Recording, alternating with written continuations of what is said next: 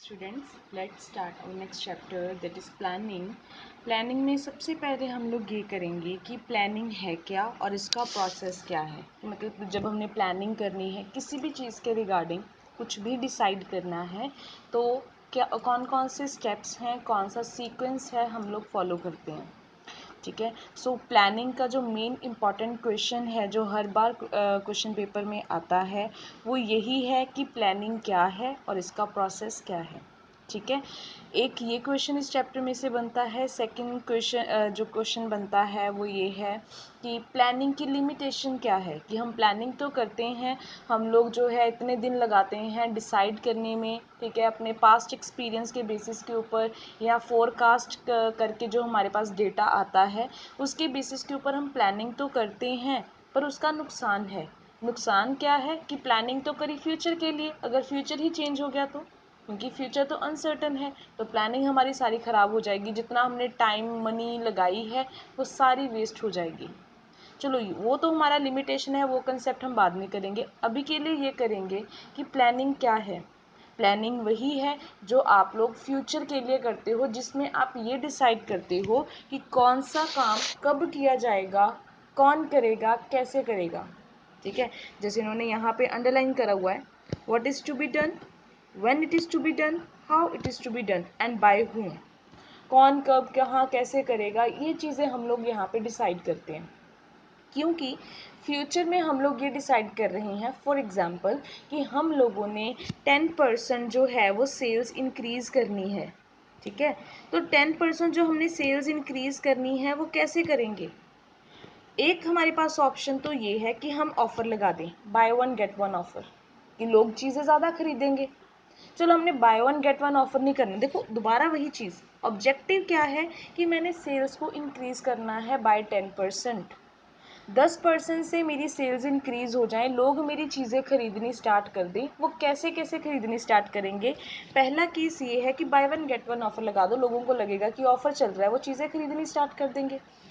Second option मेरे पास ये है, मैं डिस्काउंट लगा दूँ, आपको लगेगा या कस्टमर्स को लगेगा कि चीज़ें अब सस्ती मिल रही है मार्केट से, हम ले लेते हैं। चौथा है, आप लोगों ने देखा होगा कि आप कोई भी जैसे ऑयल लेते हो उसके साथ फेस वॉश फ्री, इस तरीके का कोई एड ऑन प्रोडक्ट आप लोगों को फ्री मिल जाए, आप चीज़ें खरीदनी स्टार्ट कर देते हो। जब आपको वारंटी ऑफ़र मिले कि 1 साल की 2 साल की वारंटी इसके साथ मिल रही है, चीज़ें देना स्टार्ट कर दोगे। तो ये भी क्या है, प्लानिंग है कि आपका ऑब्जेक्टिव सेट था, ऑब्जेक्टिव आपके पास था, उसके अकॉर्डिंगली आप लोगों ने ये प्लान करा कि इस ऑब्जेक्टिव को, ये जो 10% सेल्स की हम बात कर रहे हैं, इसको इंक्रीज़ कैसे करना है। मेरे पास 4 ऑप्शंस थी, 4 में से मैं एक सिलेक्ट करूँगी। तो ये पूरा प्रोसेस ये किस में आता है, प्लानिंग में। प्लानिंग में हम पहले अपना टारगेट देखते हैं, ठीक है, फिर उसके बाद हम लोग ऑप्शंस देखते हैं, कौन कौन से हमारे पास अवेलेबल ऑप्शंस हैं, then we will select 1 out of 4, कि एक जो हमें सबसे अच्छी लगेगी ऑप्शन, हम वो सिलेक्ट कर लेंगे कि लोग इस चीज़ से ज़्यादा इन्फ्लुएंस होते हैं। तो ये सारी क्या है, प्लानिंग। आप इस एग्जाम्पल को यहाँ पे फ्रेम भी कर सकते हो। सो नेक्स्ट उन्होंने लिखा है, इन सिंपल वर्ड प्लानिंग जो है वो गैप जो है वो कवर करती है। ब्रिज क्या होता है, जो दो चीज़ों को आपस में या दो रोड्स को आपस में मिलाता है। अब ये दो चीज़ें कौन सी हैं, एक आपकी प्रेजेंट सिचुएशन या प्रेजेंट पोजीशन, एक है फ्यूचर पोजीशन। आप कहाँ पे हो, आपकी अभी जैसे 5,000 सेल्स हैं, आप 10,000 सेल्स तक जाना चाहते हो। आप कहाँ पे हो और कहाँ पे जाना चाहते हो, ये कैसे डिसाइड करोगे, प्लानिंग की हेल्प से। आप लोगों ने ये 5,000 का गैप जो है वो फुलफिल करना है, ठीक है, इसको कवर करना है। आप कैसे करोगे, ये प्लानिंग है आपकी। ठीक है। So we can define planning by following diagram. तो उन्होंने यहाँ पे लिखा है सेटिंग अप ऑफ ऑब्जेक्टिव। अब वही जो हम लोगों ने पहले एक एग्जाम्पल लिखी है उसी को मैं आगे फॉरवर्ड कर रही हूँ। Setting up of objective, 10% increase करना है किसमें, सेल्स में। आगे लिखा है plus formulating an action plan to achieve them. तो कहते हैं अब एक्शन आप लोगों ने फॉर्मुलेट करना है कि आपने इसको अचीव कैसे करना है। बेसिकली ऑब्जेक्टिव तो हम सबके पास है, कोई ना कोई ऑब्जेक्टिव तो है भी। आपने कुछ भी प्लान करना है, कुछ भी डिसाइड करना है, एक टारगेट आपके पास होता है। अब उसके अकॉर्डिंगली आपने प्लान बनाना है, और जो प्लान बनाना है इसी को मैं क्या कहती हूँ, जो आपकी प्लानिंग प्रोसेस का वो हिस्सा आता है। सो डेफिनेशन में भी वही चीज़ इन्होंने एक्सप्लेन करी है। एल्फर्ड की एग्जाम्पल है, सॉरी डेफिनेशन है, planning is a thinking process, जिसको आप लोग इंटेलेक्चुअल प्रोसेस भी बोलते हो। इंटेलेक्चुअल प्रोसेस और थिंकिंग प्रोसेस है जिसमें आप लोग जिसमें मेंटल, ठीक है, आप लोग में अपनी जो है थिंकिंग प्रोसेस, आप सोचते हो, आप ये डिसाइड करते हो, मतलब सिर्फ आप अभी दिमाग का काम चल रहा है, एक्चुअल में कुछ एग्जीक्यूट नहीं हो रहा। अभी आपने प्रोडक्शन स्टार्ट नहीं करी, मशीनरी लेनी स्टार्ट नहीं करी, आपने चीज़ें बेचनी स्टार्ट नहीं करी, सिर्फ सोचने का इंटेलेक्चुअल प्रोसेस है, थिंकिंग प्रोसेस चल रहा है, ठीक है। सो द ऑर्गेनाइज्ड फोरसाइट, आप लोग अभी सोचोगे फ्यूचर के बारे में, विजन जो है आप लोगों का उसके बेस्ड के ऊपर, अपने एक्सपीरियंस के बेस्ड के ऊपर, या अपनी जो भी आपकी एक्सपीरियंस है, इंटेलिजेंस है, उसके बेसिस के ऊपर आप लोग जो है फ्यूचर कोर्स ऑफ एक्शन जो है वो डिसाइड करोगे कि आपने फ्यूचर में क्या करना है। सो ये पूरा प्रोसेस है, इसको हम लोग वन बाय वन इसको कंप्लीट करते हैं। So for planning we have to follow, क्या क्या फॉलो करना पड़ेगा, प्लानिंग प्रोसेस फॉलो करना पड़ेगा। और प्लानिंग प्रोसेस आपका सबसे पहले स्टार्ट होता है सेटिंग अप ऑफ ऑब्जेक्टिव। अब जो डायग्राम में आप लोगों को दो गोल्स की बात करी है, दो ऑब्जेक्टिव्स की बात करी है, वो ऑब्जेक्टिव जो है वो firm to firm, industry to industry, company to company differ कर सकते हैं, ठीक है जी। क्योंकि अगर मैं बात कर रही हूँ किसी कंपनी की, तो अगर कंपनी सेल्स में डील करती ही नहीं है तो इंक्रीजिंग सेल उनका ऑब्जेक्टिव नहीं होएगा, ठीक है। सो इसलिए ये जस्ट समझाने के लिए है कि आपका गोल क्या है। आपने सबसे पहले करना क्या है, सेटिंग अप ऑफ ऑब्जेक्टिव। पहले अपना टारगेट सेट करो, आप करना क्या चाहते हो, जो करना है फिर उसके अकॉर्डिंगली हम डिसाइड करेंगे कि हमारा पाथवे क्या होएगा, ठीक है। सो अभी उन्होंने लिखा है कि गोल डिसाइड करो। गोल में लिखा है प्रॉफिट मेकिंग आपका गोल हो सकता है, या इंक्रीजिंग सेल्स हो सकता है, या तो आपका मोटिव ये है कि आपने जस्ट प्रॉफिट बढ़ाना है by hit and trial method, आपको कुछ लेना देना नहीं है किसी के साथ, आपको जस्ट प्रॉफिट ज़्यादा चाहिए। दूसरा आपका ऑब्जेक्टिव हो सकता है कि आपको जैसे तैसे करके अपनी सेल्स को बाय 10%, बाय 20%, बाय 30% इंक्रीज करना है। सो कहते हैं ये आपका क्या है, ऑब्जेक्टिव। सो सबसे पहले कहते हैं आप लोगों ने जब भी डिसाइड करना है, कोई काम करना है, आपका ऑब्जेक्टिव क्लियर होना चाहिए। क्योंकि अगर देखो मेरा प्रॉफिट मोटिव, क्यों इन्होंने लिखा है, एक एग्जाम्पल कर लेते हैं कि अगर तो मेरा प्रॉफिट मोटिव ऑब्जेक्टिव है, मैंने प्रॉफिट बढ़ाना है, तो मेरी गुड्स के प्राइजेस हमेशा क्या रहेंगे, ज़्यादा, क्योंकि मुझे किस चीज़ के साथ लेना देना है, प्रॉफिट। तो अगर चीज़ें महंगी बिकेंगी तो प्रॉफिट अल्टीमेटली आएगा, मेरा ऑब्जेक्टिव फुलफिल हो जाएगा। बट अगर कंपनी का ऑब्जेक्टिव है कि सेल्स को इंक्रीज करना है, भाई सेल्स को इंक्रीज करना है तो प्राइस क्या रखने पड़ेंगे, कम, क्योंकि सेल्स कब ज़्यादा होती हैं, जब प्राइजेस क्या होते हैं, डाउन, ठीक है जी। सो इसलिए कहते पहले से डिसाइड कर लो कि आपने क्या करना है, प्रॉफिट ज़्यादा बढ़ाना है या सेल्स को ज़्यादा बढ़ाना है, या कोई और आपका वेल्थ मैक्सिमाइजेशन या शेयर मार्केट में बढ़ाना, किसी भी तरीके से कोई और ऑब्जेक्टिव है तो आप पहले से ही उसको डिफाइन करोगे। Manager should set up the objectives keeping in mind the physical and financial resources. अब देखो जो नोट्स हैं इसमें आपको हर चीज़ एक्सप्लेन करी गई है, बट एक एक लाइन में कंसाइज करा है इसको, आप इसको एक्सप्लेन कर सकते हो, जैसे मैंने आपको इसी एग्जांपल दी है आप फ्रेम कर सकते हो। पहली चीज़ गोल सेट करना है। कहते हैं जब आपने गोल सेट करना है तो दो चीज़ें और ध्यान में रखनी है, एक है फिजिकल, एक है फाइनेंशियल रिसोर्सेज। फिजिकल रिसोर्सेज का मतलब आपके पास रॉ मटेरियल प्रॉपर होना चाहिए। अगर रॉ मटेरियल है ही नहीं, मैं गोल सेट कर रही हूँ ना, मेरे पास रॉ मटेरियल है ना, मुझे कहीं से अरेंज होने वाला है, तो प्लानिंग प्रोसेस का क्या लेना देना, फिर मैं प्लानिंग क्यों कर रही हूँ। तो पहले ये देखो कि आपके पास फिजिकल रिसोर्सेज हैं, मैन मटेरियल आपके पास प्रॉपर है, आपको लेबर मिल जाएगी चीज़ें बनाने के लिए। अगर यस, तो फिर आप ये देखोगे आपके पास फाइनेंस है क्या आपको, अगर आपके पास रॉ मटेरियल ये फिजिकल रिसोर्सेज अभी नहीं है तो क्या आपके पास पैसा है कि आप इनको अरेंज कर सकते हो, क्या आपके पास फाइनेंस इतना है कि आप मशीनरी ले सकते हो, क्या बिल्डिंग ले सकते हो, तभी प्लानिंग करूँगी। तो कहते हैं जब आपने प्लानिंग करनी है आंखें बंद करके नहीं करनी, आपने ये भी डिसाइड करना है कि आपके पास फिजिकल और फाइनेंशियल रिसोर्सेज हैं या नहीं है। अगर नहीं है तो प्लानिंग करने का कोई मतलब ही नहीं है, ठीक है, फिर आप जो मर्जी सोचते जाओ वो कंप्लीट नहीं होएगा। पहली बात ये आपने एक्सप्लेन करना है। दूसरी बात, मैंने आपको फिजिकल और फाइनेंशियल रिसोर्सेज की बात करी, और नेक्स्ट उन्होंने लिखा है he prefer to set up goals which can be achieved quickly and in a specific limit of time, कि जो भी आप लोगों ने गोल सेट करना है आप लोगों ने ये ध्यान में रखना है कि वो इजीली अचीव हो जाए, क्विकली अचीव हो जाए। ये नहीं कि उसको भी 10-15 साल में यही ना पता चले कि हमारा गोल अचीव हो रहा है नहीं हो रहा, ठीक है, ताकि शॉर्ट स्पैन ऑफ टाइम में आप लोगों को उन चीज़ों के रिजल्ट मिलने स्टार्ट हो जाएं। तो आप लोगों ने इस चीज़ का ध्यान रखना है, ठीक है जी। सो ये चीज़ आपकी कवर हो गई कि आप लोगों ने जब ऑब्जेक्टिव सेट करना है तो किन चीज़ों का ध्यान रखना है। दो चीज़ें हैं आप लोगों की, दोबारा एक्सप्लेन कर रही हूँ। पहली चीज़ क्या थी आप लोगों की, गोल। दूसरी चीज़ क्या थी, रिसोर्सेज। तो आप लोगों ने इसको पहले मान लो मैंने गोल सेट कर लिया।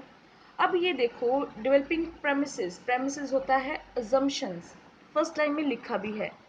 अजम्पशंस किसके रिगार्डिंग करनी है, आगे लिख दिया है फ्यूचर के regarding.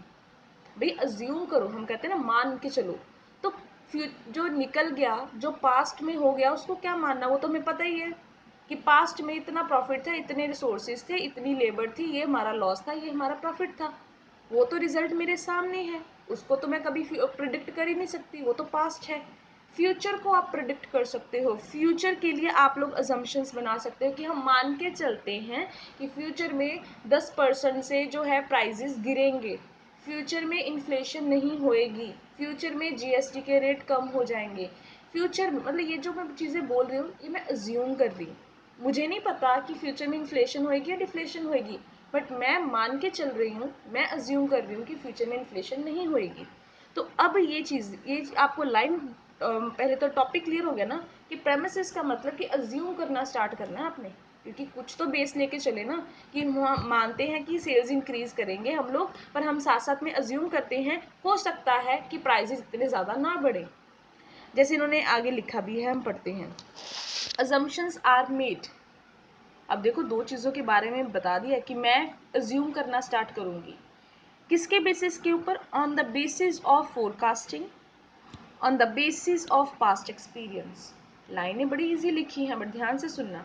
On the basis of forecasting, कि मुझे हम फोरकास्ट कर रहे हैं, फोरकास्ट कैसे कर रहे हैं कि जैसे आप लोग ये वेदर फोरकास्टिंग नहीं होती, ठीक है, on the basis of figures वगैरह जो आपके पास अवेलेबल है, न्यूज़ जो है अवेलेबल है, या जैसे आप लोग कोई कंपनी वाले डिक्लेयर कर देते हैं कि हम नया प्रोडक्ट निकाल रहे हैं, नया प्रोजेक्ट निकाल रहे हैं, इसके बेसिस के ऊपर मैंने फोरकास्ट करा, या फिर मैंने कास्ट करा on the basis of past experience. अब पास्ट एक्सपीरियंस कैसे, पिछले 10 सालों में पहले 10% से सेल्स इंक्रीज करी, फिर 20% से सेल्स इंक्रीज करी, फिर 30% से सेल इंक्रीज करी, मान के चलेंगे इस बार कितने से इंक्रीज होगी, फिर 40%।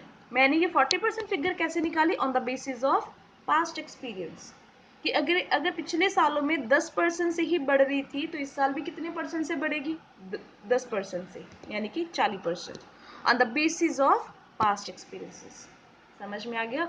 अब करते हैं आगे। ये तो आपने भी टॉपिक क्लियर करा है कि मैं प्रेमिसेस की बात क्यों कर रही थी, अजम्पशन कैसे होएगी, या तो जो आपके पास न्यूज़ अवेलेबल है उसके बेसिस के ऊपर, या फिर आपका जो पास्ट एक्सपीरियंस है, मैं इतने सालों से इंडस्ट्री में हूँ, मुझे पता है, तो मैं इसके बेसिस के ऊपर बता सकती हूँ कि फ्यूचर में कितना इंक्रीज होएगा। ठीक है जी। आगे लिखा है forecast is the technique of gathering information, ठीक है, तो इन्फॉर्मेशन को गैदर करने का एक तरीका ही है, तो हम कर सकते हैं। अब इन्होंने लिख दिया है कि कॉमन फोरकास्ट आप किस बेसिस के ऊपर कर सकते हो, कि डिमांड प्रोडक्ट की बढ़ेगी या कम होएगी, गवर्नमेंट जो है उसकी पॉलिसी चेंज होएगी या नहीं होएगी, टैक्स रेट बढ़ेगा या कम होएगा, खर्चा जो है वो बढ़ेगा या कम होएगा, इकोनॉमिक सिचुएशन कैसी होएगी, लिबरल होएगी या कैसी, ये चीज़ें। तो कोई और एग्जांपल भी आप लोग लिख सकते हो, प्राइजेस के बारे में, रेट, टैक्सेशन के बारे में, मैंने जीएसटी की एग्जांपल दी थी, आप वो भी लिख सकते हो। तो किसी भी चीज़ के रिगार्डिंग मैंने अजम्पशन लगाई, ठीक है जी। पहले पॉइंट में क्या करा था, ऑब्जेक्टिव सेट करा कि हमने बढ़ानी है सेल्स, तो सेल्स बढ़ाने के चक्कर में मैंने फिर अज्यूम करा कि हर बार कितनी सेल्स बढ़ती थी और इस साल कितनी बढ़ेगी, अज्यूम कर लिया।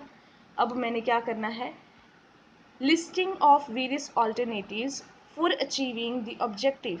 ऑल्टरनेटिव्स क्या होता है, एक काम को करने के बड़े सारे तरीके ना, अगर ऐसे ही तो हम और किस तरीके से कर सकते हैं, वही एग्जाम्पल को दोबारा से कैरी फॉरवर्ड करें ताकि पूरे क्वेश्चन में सेम एग्जाम्पल चलेगी तो आप लोग थोड़ा सा रिलेट कर पाओगे। हमने 10% सेल्स इंक्रीज करनी थी, ठीक है जी, ये मेरा ऑब्जेक्टिव था। अब इसके अकॉर्डिंगली मेरे पास बहुत सारी ऑप्शंस थी। कौन कौन सी ऑप्शंस थी? Buy one get one offer, discount offer, ठीक है, उसके बाद value added product, warranty product, जो भी वारंटी देनी है उसके साथ। 4 ऑप्शंस थी। लिस्टिंग ऑफ वेरियस ऑल्टरनेटिव्स, कि वही 10% सेल्स बढ़ाने के लिए मेरे पास 4 तरीके हैं और उन 4 में से मैंने कोई एक सिलेक्ट करना है। सिलेक्ट तो नेक्स्ट पॉइंट पे करेंगे, अभी मैंने सिर्फ क्या करना है? Listing of various alternative, list तैयार करनी है। अब यहाँ पे भी जो एग्जाम्पल लिखी है मैं इसको भी पढ़ूंगी ज़रूर। After setting up of the objective, the manager make the list of alternatives through which the organization can achieve the objective। तो ठीक है, वो ऑप्शंस जो हैं वो लिखेंगे जिसके बेसिस के ऊपर वो ऑब्जेक्टिव को अचीव करने वाले हैं। For example, if the objective is to sell out the product, अगर कहते हैं आपका ऑब्जेक्टिव क्या है, आपने एक प्रोडक्ट है उसको सेल करना है, ठीक है, तो आपके पास the various alternative of purchasing the product, तो कहते हैं अगर आप प्रोडक्ट को सेल करना चाहते हैं तो पहले क्या करना पड़ेगा? परचेज। तो परचेज करने के लिए मेरे पास कौन कौन सी ऑप्शन है? या तो मैं इंपोर्ट करा लूँ प्रोडक्ट को। देखो भी मेरा मकसद है कि मैं क्या करने वाली हूँ? ट्रेड करने वाली हूँ, मैंने चीज़ों को बेचना स्टार्ट करना है। चीज़ें बेचूंगी तब अगर मेरे पास अवेलेबल होएंगी। तो मैंने जो गुड्स लेके आनी है, मैंने जो चीज़ें परचेज करनी है, या तो मैं बाहर से मंगवाऊँ, अगर मुझे लगता है बाहर से वो चीज़ें महंगी पड़ेंगी तो बेटर है मैं उसको असेंबल कर लूँ इंडिया में ही। अगर असेंबल करनी मुश्किल हो रही है क्योंकि मुझे लगता है कि वेरियस पार्ट्स जो हैं डिफरेंट कॉर्नर से मंगवाने पड़ेंगे इंडिया के, मुझे महंगे पड़ेंगे, तो लास्ट ऑप्शन क्या है? कहते फिर अगर असेंबल भी नहीं कर सकते फिर आप खुद मैन्युफैक्चर कर लो। ठीक है जी, तो ये मेरे पास क्या था? List of various alternative.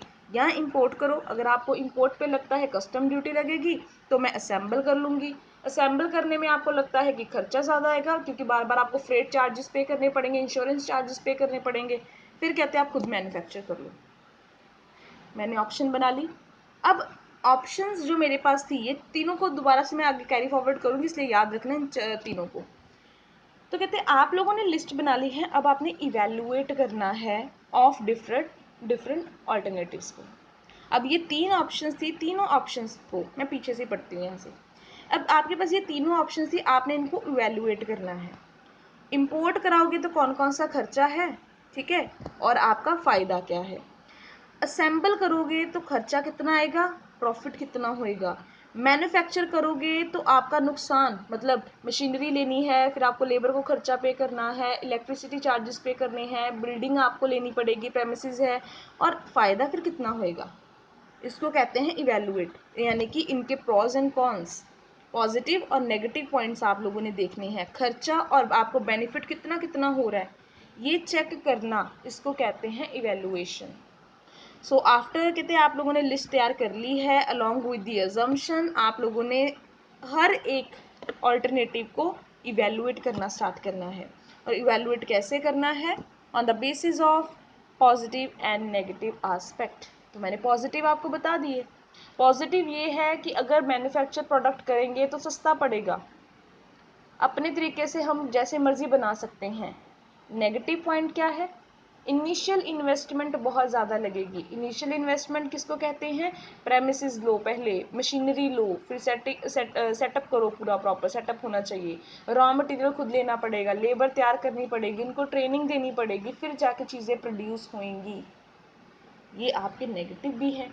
तो आप अगर इन चीज़ों को हैंडल कर सकते हो जिस तरीके से भी, मतलब ये मैंने जस्ट आपको एग्जांपल दी है कि इस तरीके से आप लोगों ने क्या करना है, अपनी ऑप्शंस को चेक करना है। After finding aspect, manager start eliminating the alternatives. अब सबसे महंगा कौन सा पड़ेगा, ये ऑप्शन थी मेरे पास।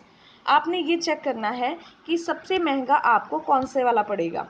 फर्स्ट वन है आपका इंपोर्ट, कहते इतना ज़्यादा नहीं, असेंबल करना आप लोगों को सबसे इजी पड़ेगा और सबसे महंगा आपको मैन्युफैक्चर करना पड़ेगा। ठीक है, मैन्युफैक्चर करना सबसे महंगा क्यों है? क्योंकि बहुत ज़्यादा इन्वेस्टमेंट यहाँ पे चाहिए। इंपोर्ट करना सबसे सस्ता पड़ेगा थोड़ा, मतलब एज़ कम्पेयर टू अदर्स, क्योंकि आपने जस्ट चीज़ों को मंगवाना है और बेचना है। ठीक है, तो आपने ये चीज़ें देखनी है। इस तरीके से आप लोगों ने लिखना है कि आप लोग जो है वो एलिमिनेट करना स्टार्ट कर दोगे। सबसे पहले मैं कौन सी ऑप्शन कट करूँगी? मैन्युफैक्चर वाली। 2 ऑप्शन मेरे पास बची, इंपोर्ट और असेंबल। अगर इंपोर्ट प्रोडक्ट मुझे सस्ता पड़ रहा है तो मैं वो ले लूँगी, और कौन सी एलिमिनेट कर दूँगी? असेंबल करने वाली। तो एक ऑप्शन मेरे पास बच जाएगी। इस तरीके से कहते हैं आप लोगों ने देखना है। एक चीज़ मैं आपको समझाना चाहती हूँ यहाँ पे, ऑल्टरनेटिव्स कहते हैं आप लोगों ने इवेलुएट करने हैं in the light of their feasibility. Feasibility होता है कि अगर वो चीज़ प्रैक्टिकल है या नहीं, मतलब प्रैक्टिकली पॉसिबल है। मैं सोच रही हूँ कि मैंने जो है 20% से सेल्स इंक्रीज़ करनी है, बट पॉसिबिलिटी है ही नहीं। समर में 20% वुलन सेल हो ही नहीं सकती। फिजिबिलिटी है उस चीज़ की? नहीं। दूसरी एग्जांपल, मैं कह रही हूँ कि मैंने कोई कुछ भी ले लो कि मैंने कोई ऐसी चीज़ प्रोड्यूस करनी है, कोई ऐसी मशीनरी बनानी है जिसको बनाने के लिए भी जो आपके इक्विपमेंट आएंगे वो फॉरेन से आएंगे। ठीक है, फॉरेन से आपको लेके आने पड़ेंगे, और फॉरेन से चीज़ों को इंपोर्ट कराने के लिए आपके पास इंपोर्ट लाइसेंस है ही नहीं। आप प्लानिंग करी जा रहे हो, चीज़ें तो आप लेके ही नहीं आ सकते। क्या वो फिजिबल है चीज़ें? नहीं। तो आप क्यों प्लानिंग कर रहे हो? इसलिए तो कहते हैं कि जब आपने ऑल्टरनेटिव सिलेक्ट करने हैं, आप फिजिबिलिटी देखोगे, प्रैक्टिकली वो चीज़ें पॉसिबल हैं, या आप सिर्फ हवा में चीज़ें बना रहे हो कि हो जाएगा, हम कर लेंगे। आपके पास ना तो फाइनेंशियल रिसोर्सेज हैं, ना आपके पास फिजिकल रिसोर्सेज हैं। ये चीज़ें आप लोग पहले से चेक करोगे। ठीक है जी। सो एस्पेक्ट में पॉजिटिव एंड नेगेटिव एस्पेक्ट लिखे हैं, आपको पता ही है। आगे लिखा है सिलेक्टिंग एन ऑल्टरनेटिव। आपने सबसे पहले क्या करा था, लिस्ट तैयार करी थी ऑल्टरनेटिव की। 3 ऑप्शंस थे आपके पास। 3 ऑप्शंस में से आपने इवेल्युएट करा, उनके पॉजिटिव और नेगेटिव एस्पेक्ट लिख लिए। अब आपने क्या करना है, एक सिलेक्ट करना है। ठीक है। सो एक ही पॉइंट में सब कुछ मत एक्सप्लेन कर देना, आपने अलग अलग पॉइंट बनाने हैं कि एक में लिस्ट बनाई, दूसरे में इवेल्युएट करा, तीसरे में जाके आपने सिलेक्ट करा यहाँ पे। So after evaluating all the alternatives, manager ने क्या करना है, बेस्ट ऑल्टरनेटिव को सिलेक्ट करना है on the basis of these 3 condition. मतलब कि ये आइडल प्लान आपका सबसे अच्छा प्लान जो है, आप लोग उसको सिलेक्ट करोगे जो इन तीनों चीज़ों को कवर करता होएगा। पहला, फिजिबिलिटी, अभी बताया मैंने, प्रैक्टिकली वो चीज़ें पॉसिबल होनी चाहिए। सिर्फ ये नहीं कि हवा में कि 20% सेल बढ़ा देंगे, 40% बना देंगे, जबकि उसकी सेल होती ही नहीं है, उतनी चीज़ें मिलेंगी नहीं आपको। तो नेक्स्ट है, वो आपके लिए कौन सा होना चाहिए, आपका जो भी ऑल्टरनेटिव है वो प्रॉफिटेबल होना चाहिए। नुकसान वाला तो ऑफकोर्स कोई भी सिलेक्ट नहीं करेगा। नेक्स्ट लिखा है जिसके लीस्ट नेगेटिव कॉन्सिक्वेंसेज होंगे, जिसका नुकसान आपको सबसे कम होएगा। तो ऑफकोर्स जिसका नुकसान कम होएगा उसका प्रॉफिट ज़्यादा ही होएगा, इसीलिए सिलेक्ट करोगे। तो वो आपका कौन सा होएगा, आइडल प्लान। ये आपका यहाँ तक ख़त्म हो रहा है। ठीक है, यहाँ तक ये टॉपिक, मतलब ये सिर्फ पॉइंट सेलेक्टिंग एन ऑल्टरनेटिव खत्म हो गया कि ये 3 चीज़ों के बेसिस के ऊपर you have to select one option. ठीक है। आगे इन्होंने ये चीज़ लिखी है, मैं ये नहीं कहती आप इसको एक्सप्लेन नहीं करोगे, आपके लिए पढ़ना ज़रूरी है, क्योंकि 2 मार्क्स और 1 मार्क के लिए आपको पूछ सकते हैं वो कि डेरिवेटिव प्लान कौन सा होता है। ठीक है। तो कहते हैं जब आपने ऑल्टरनेटिव सिलेक्ट करना है तो आपने ये भी देखना है कि डेरिवेटिव प्लान भी साथ साथ में आप प्रिपेयर करो। अब डेरिवेटिव प्लान क्या है, मैं पहले पढ़ती हूँ एग्जाम्पल से कवर हो जाएगा कि आपका डेरिवेटिव प्लान क्या है। आपने बोला कि आप बनाओगे प्रोडक्ट, कोई प्रोडक्ट भी बनाओगे, प्रोडक्ट बनाना मेरा प्राइमरी प्लान है, प्रोडक्ट बनाना मेरा प्राइमरी प्लान है। पर प्रोडक्ट को बनाने के लिए मुझे क्या चाहिए, इक्विपमेंट, फिर उसका भी तो प्लान बनाना पड़ेगा ना अलग से। तो ये कौन सा हो जाएगा आपका डेरिवेटिव प्लान। नेक्स्ट लिखा हुआ है आप लोगों ने कि प्रोडक्ट बनाना है, प्रोडक्ट बनाना है तो बनाना किन्होंने है, वो इम्प्लॉयज़ ने, तो इम्प्लॉयज़ के बारे में डिसाइड करना वो मेरा डेरिवेटिव प्लान है। प्रोडक्ट बनाना है तो रॉ मटेरियल भी चाहिए, तो रॉ मटेरियल मेरा क्या है, डेरिवेटिव प्लान। ठीक है, मतलब कि जो आप मेन प्लान बनाते हो उसको प्राइमरी प्लान कहते हैं। उस प्राइमरी प्लान को अचीव करने के लिए आप जौन से प्लान बनाते हो उसको डेरिवेटिव प्लान कहते हैं। ठीक है जी। तो आप लोगों के ये भी प्लान साथ साथ में कवर होने चाहिए। अब हम करते हैं नेक्स्ट स्टेप। मैंने सिलेक्ट कर लिया जो भी एक हमारा प्लान था। अब हमने करना है कि जो मैंने प्लान ऊपर अभी सिलेक्ट करा है, अब मैंने उसको इम्प्लीमेंट करना है। इम्प्लीमेंट कैसे होएगा, मैंने मन में सोचा कि इम्प्लीमेंट कर दो तो हो जाएगा, नहीं। जब प्लान आपका बना है then you have to communicate that plan to the employees, at least उनको तो पता हो जिन्होंने अचीव करना है। सो यहाँ पे लिखा है communicating to employees.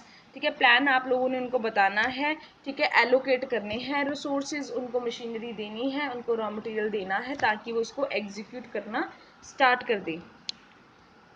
For example, for example मैंने लिखा है the plan is to increase the sales by increasing the expenditure on advertisement, then the manager should allocate the more fund and hire better media. Implement करना start कर दिया। मेरा plan क्या था, मैंने उसको सेल्स को इंक्रीज करना था। 2-3 तरीके तो मैंने आपको बताए थे, और एक प्लान ये भी बीच में डाल देना कि सेल्स एक और तरीके से भी इंक्रीज हो सकती हैं जब आप लोग उसकी ऐड बड़ी देते हो। आपको लगता है कि इसकी ऐड बहुत ज़्यादा आ रही है, ये गुड क्वालिटी का है, ये ब्रांडेड प्रोडक्ट है, आप उसको परचेज करना स्टार्ट कर देते हो।